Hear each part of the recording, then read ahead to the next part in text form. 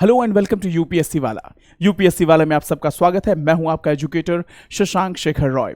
आज जैसा कि मेरे पीछे ये स्क्रीन दिख रहा है बॉलीवुड, आज हम बॉलीवुड की कुछ मूवीज के बारे में बात करने वाले हैं। आपको लग रहा होगा कि सर क्या यूपीएससी का सिलेबस पहले ही कम था जो आप ये बॉलीवुड के बारे में बात करने वाले हैं। डोंट वरी, हम आज बॉलीवुड में हो रही कुछ कंट्रोवर्सीज के बारे में बात करेंगे और उसको हम यूपीएससी के सिलेबस इंडियन पॉलिटी से जोड़ के दिखाएंगे। तो शुरू करते हैं। पिछले कुछ महीनों में, पिछले कुछ सालों में हमने कुछ ट्रेंड देखा है बॉलीवुड में, और वो ट्रेंड क्या है? बायकॉट।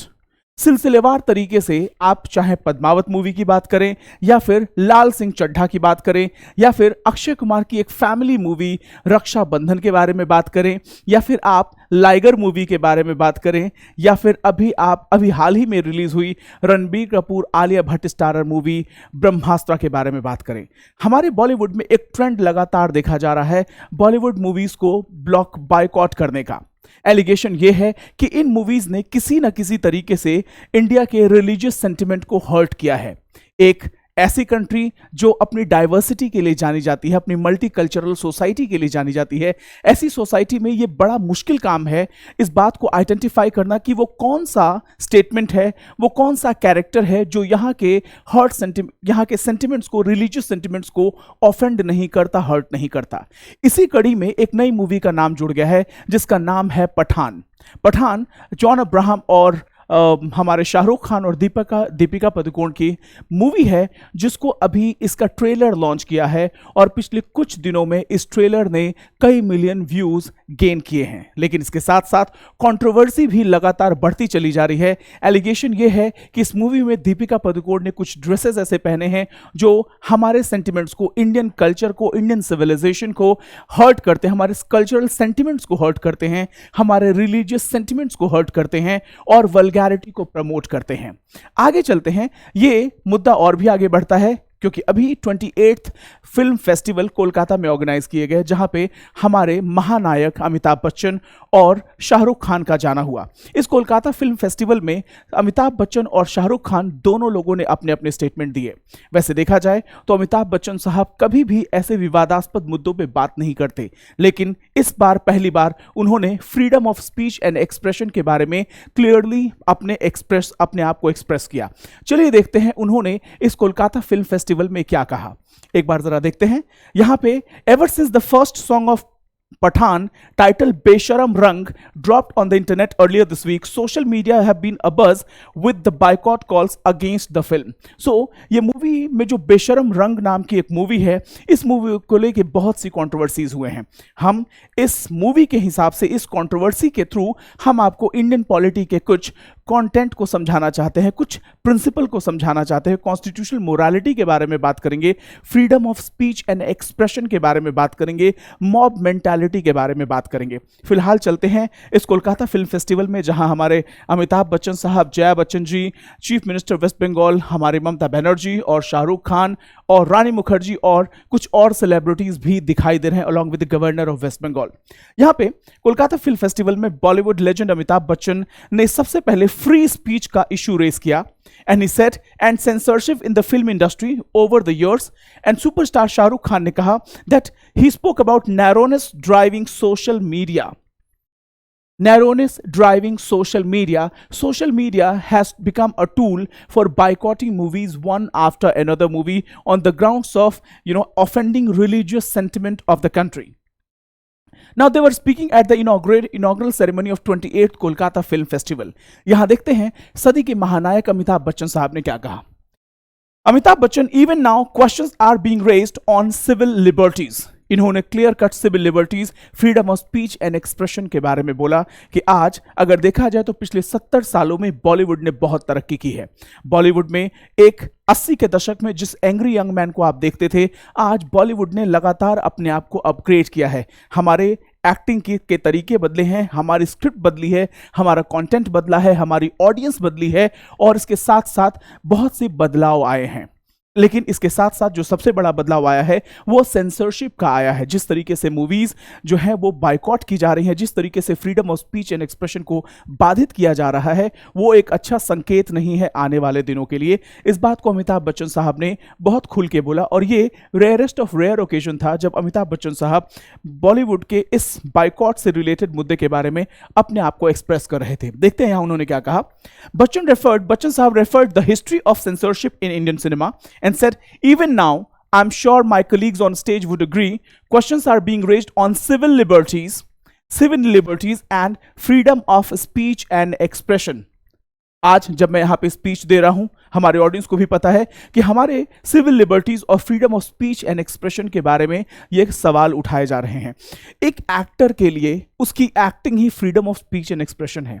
एक कारीगर के लिए, एक आर्टिस्ट के लिए, एक पेंटर के लिए उसका freedom of speech and expression क्या है? उसका बॉडी ऑफ वर्क। तो एक एक्टर के लिए उसका freedom of speech and expression क्या है? एक्टिंग है। एक लॉयर के लिए उसका freedom of speech and expression क्या है? उसकी डिबेटिंग कैपेसिटी है। एक पार्लियामेंटेरियन के लिए freedom of speech and expression क्या है? That he is free to express his opinion without fear और favour inside the parliament. So freedom of speech and expression के बारे में हम बॉलीवुड के नजरिए से देखते हैं। Now Shahrukh Khan came on the stage and he said that अपनी कुर्सी की पेटी बांध लीजिए, मौसम बिगड़ने वाला है। ये पठान मूवी का फेमस डायलॉग है जो शाहरुख खान ने दिया और उसके बाद से उन्होंने अपने स्टेटमेंट दिए। जो स्टेटमेंट थे, boycott of Pathaan over the costumes were worn by him and Deepika Padukone in the video of a song that has been released online. So costume को लेके ये एलिगेशन है कि इन्होंने वल्गैरिटी प्रमोट की है और ये इंडियन सेंटिमेंट्स को हर्ट किया है, इंडियन रिलीजियस सेंटिमेंट्स को हर्ट किया है।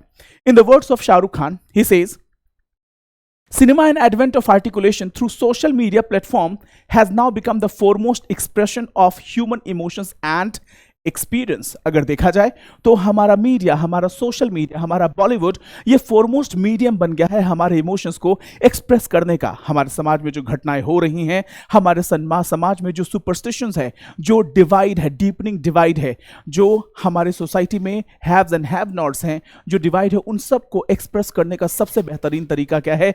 सोशल मीडिया और मूवीज हैं। अगर बॉलीवुड को देखें तो बॉलीवुड हमारे कल्चरल एम्बेसडर भी हैं। अगर बॉलीवुड को देखें तो वो सॉफ्ट पावर डिप्लोमेसी को भी प्रमोट करते हैं। इसी बात को शाहरुख ने बोला है that cinema and advent of articulation through social media platform have now become the foremost expression of human emotions and experience. According to collective narrative about social media, लोगों का यह कहना है सोशल मीडिया के बारे में that spread of social media will affect the cinema negatively, but Shahrukh Khan believes that cinema has an even more important role to play now. Yes, absolutely. Social media को एक responsible media बनने की जरूरत है, ये बात शाहरुख खान ने कहा है। पॉपुलर नैरेटिव ये कहता है कि सोशल मीडिया के एडवेंट के साथ साथ ये मूवीज को सोशल मीडिया नेगेटिवली इंपैक्ट करने वाला है। Whereas शाहरुख खान सेज कि सोशल मीडिया को और ज्यादा, सोशल मीडिया के एडवेंट के बाद से हमारी बॉलीवुड को और ज्यादा रिस्पॉन्सिबल होने की जरूरत है, बिकॉज हम स्ट्रॉन्गेस्ट इमोशंस, हम स्ट्रॉन्गेस्ट मीडियम है अपने एक्सप्रेशन और स्पीच को इमोशंस के जरिए पर्दे पर उतारने के लिए। आगे देखते हैं। Now, the need of the hour, what he said, to build a better world for the future generation by using the power of cinema as a vehicle for people of different cultures, colors, caste, and religions to better understand each other. So the question is, do you think that Indian cinema or Bollywood can become a biggest tool or strongest tool for conveying the social message? To become the voice of the voiceless, he said, to build a better world for the future generation by using the power of cinema as a vehicle for people of different cultures, colors, caste, and religions to better understand each other. The endeavor should be to build a new platform to break existing prejudices. Yes. We need to build a new platform to break existing prejudices. बस सबसे बड़ा question ये है कि अगर आपकी फिल्मों को बार बार बाइकॉट किया जाए तो आप प्रेजुडिस को ब्रेक कैसे कर पाएंगे? नाउ यहाँ पे मेरा क्वेश्चन, मैं किसी की वकालत और खिलाफत करने के लिए नहीं आया। I'm not here to defend or support someone. I'm trying to correlate Indian Constitution syllabus with this movie and the associated controversy. मैं यहाँ पे freedom of speech and expression को और freedom of speech and expression की boundary क्या है, वो कौन सी बाउंड्री है जहाँ पे हम एक लकीर खींचने की जरूरत है। How to define what is vulgar, how to define what is acceptable, how to identify that what is hurtful and what is not hurtful. जो चीजें एक कम्युनिटी के लिए हर्टफुल सेंटिमेंट्स लेके आती हैं वो हो सकता है औरों के लिए एक्सेप्टेबल हो। एक और क्वेश्चन आता है कि इंडिया की डाइवर्सिटी, क्या इंडिया की डाइवर्सिटी एक बून है या बेन है?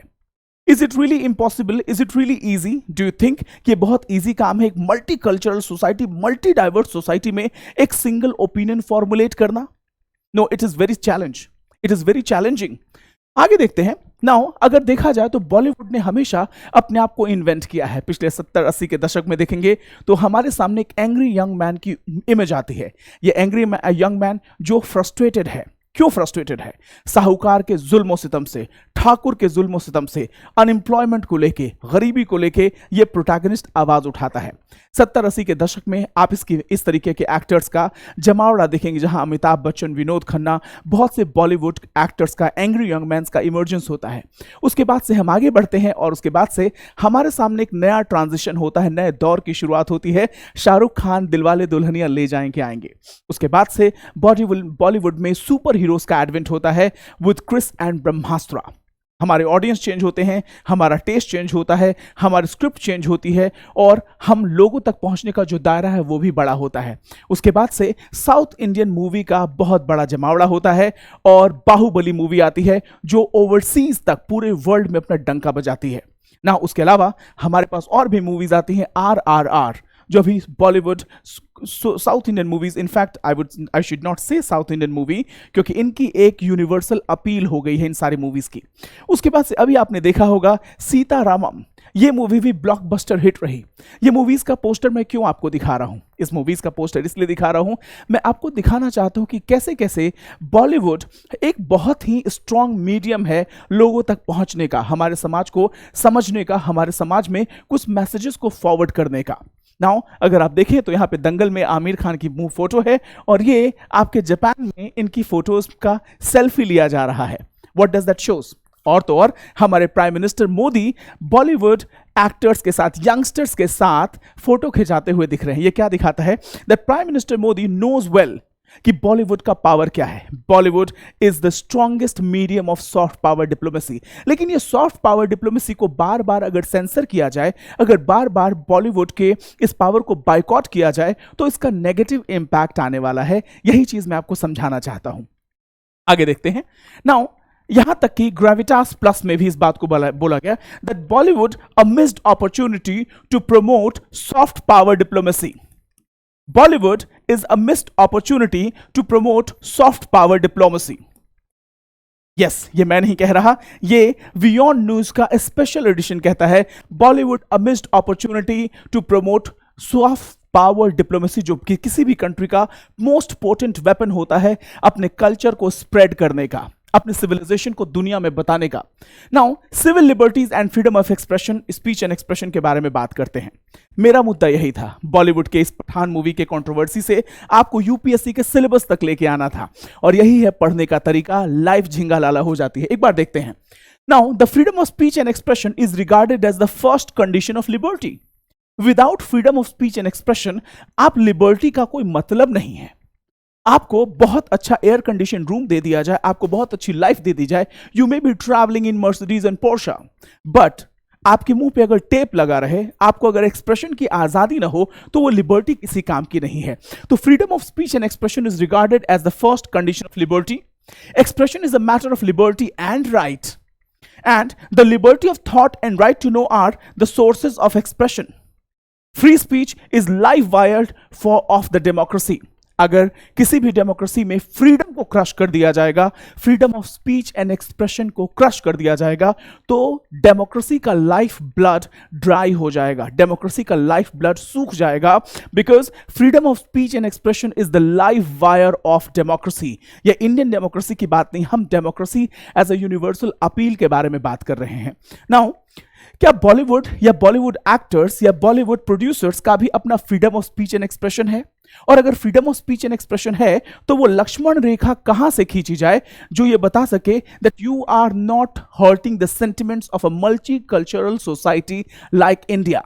इस आर्टिकल में, इस पूरे वीडियो में मेरा पर्पस यही है कि मैं फंडामेंटल राइट से freedom of speech and expression को जोड़ के आपको बताऊं। आगे चलते हैं। Article 19(1)(a) freedom of speech and expression, but when you boycott a movie one after another, कौन सा राइट हर्ट होता है? आपका राइट हर्ट होता है fundamental right of freedom of speech and expression. Now एक बार हम देखते हैं मूवीज का सिलसिलेवार तरीके से बायकॉट होना। अगर हम प्रियम्बल की बात करें तो प्रियम्बल हमें बताता है justice, social, economic and political छोड़ दीजिए, here liberty of thought, expression, belief, faith and worship. हमारा प्रियम्बल जो कि हॉरोस्कोप ऑफ द कॉन्स्टिट्यूशन है, जो आइडेंटिटी कार्ड है, वो कहता है liberty of thought, expression, belief, faith and worship, right.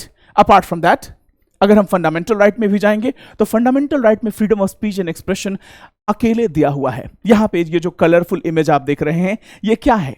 ये इंडिया की यूनिटी इन डाइवर्सिटी, एक मल्टीकल्चरल सोसाइटी का इमेज है, जहां पर यह आइडेंटिफाई करना मुश्किल है कि कौन किस रंग में है, किसका रिलीजन क्या है, किसका फेथ सिस्टम क्या है। नाउ आगे देखते हैं। इंडिया में freedom of expression is integral to the expression of fulfilment of individual personality. Now, freedom of expression is integral to the expansion and fulfillment of individual personality. अगर आपके पास freedom of expression नहीं है, then you cannot have a holistic, well-rounded personality. You cannot have a holistic, well-rounded personality, well-groomed personality. ये सबसे बड़ी बात है। तो आपकी ओवरऑल पर्सनालिटी ग्रोथ के लिए, आपके डेवलपमेंट के लिए आपको freedom of speech and expression की जरूरत है।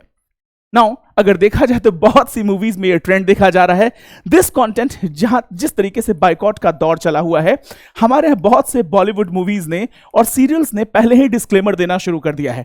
This content is not meant to offend, denigrate, malign, defame, slander, disrespect or hurt any person, feelings, region, country, community, caste, race, institution, political party, religion, society and its culture, tradition and practices. ये क्या है? That is fear of being boycotted. That is fear of being boycotted. ये disclaimer में पहले ही movies और series में लिख दिया जा रहा है, because people are afraid in Bollywood.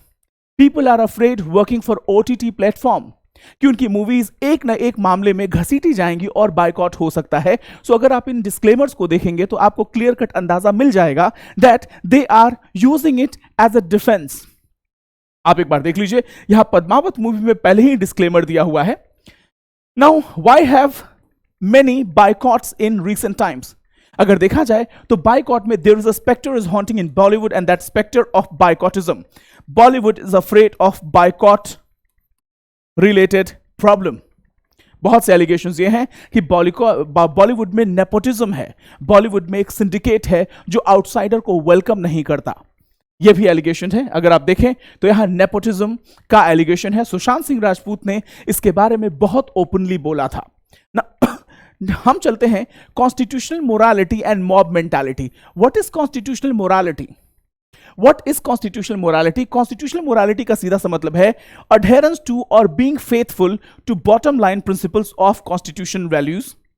The preamble of the Constitution recognizes these rights as liberty of thought, expression, belief, faith and worship, and equality of status and of opportunities भी आपके fundamental right में आता है।